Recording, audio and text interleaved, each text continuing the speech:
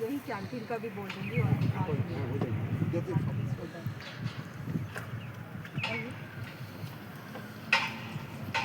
ये राइट में जो है युगल विहार है, यहाँ वितरण का कार्यक्रम होता है।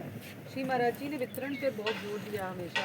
आपको पता है श्री महाराज जी साल में कई बार वितरण का कार्यक्रम रखवाते थे और यहाँ अब भी दीदी अपने हालचाल कमलों से देती हैं या विद्यार्थियों को बुक्स, बैग्स, मतलब गर्म कपड़े, सब कुछ कंबल वगैरह दिए जाते हैं साल में कई बार। और गरीब ग्रामवासियों को भी रोज़मर्रा की चीज़ें दी जाती हैं, क्योंकि महाराज जी को पसंद नहीं था कोई भी अभाव में रहे, परेशान रहे, तो वो हमेशा उन्होंने इस पर जोर दिया, वितरण पर।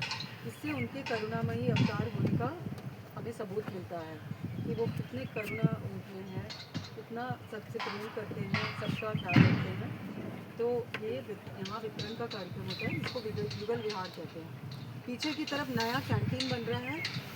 रोज़ दिन प्रतिदिन आप देखेंगे लोग बढ़ते जा रहे हैं, यहाँ पर संख्या बढ़ती जा रही है दर्शनार्थियों की, तो इसलिए उनके खान पान की व्यवस्था के लिए यहाँ पर एक नया कैंटीन बन रहा है, विशाल कैंटीन।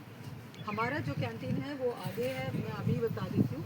वो छोटा सा कैंटीन है, लेकिन उधर बहुत सारी यादें जुड़ी हैं। श्री महाराज जी आते थे रोज़ मंदिर के दर्शन के बाद, परिक्रमा के बाद वहाँ ले जाते थे, काफिल का प्रसाद देते थे।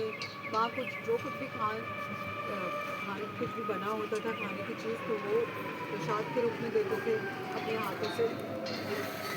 वहाँ पर एक बहुत बड़ा एक बरगद का पेड़ भी था जो महाराज जी को प्रिय था, अब नहीं है, लेकिन श्री महाराज जी को वो जगह बहुत प्रिय थी और उन्होंने बहुत सारी यादें हमें दी हैं कैंटीन के माध्यम से। अब भी वो कैंटीन हमारे लिए खुला है, कभी कुछ पीना हो, खाना हो तो ज़रूर जाइएगा। शाम के समय श्री दीदियाँ जो प्रसाद दिया करती थी, अब नहीं, बंद हुआ है थोड़े दिनों से। वो आरती के बाद जो देती थी प्रसाद, वो यही बनता था। कैंटीन का जो प्रसाद है वो आपको पिकनिक में मिलता है। अब अगर आप पिकनिक पे जाते हैं तो आपको वो मिलेगा, पिकनिक में प्रसाद मिलेगा।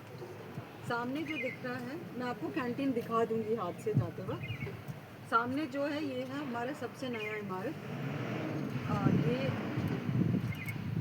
ये है संग्रहालय, ये म्यूज़ियम है श्री महाराज जी का। यहाँ पर श्री महाराज जी के सिर्फ वस्तुएँ दिखाई जाएंगी, बट इससे बढ़कर होगा ये म्यूज़ियम।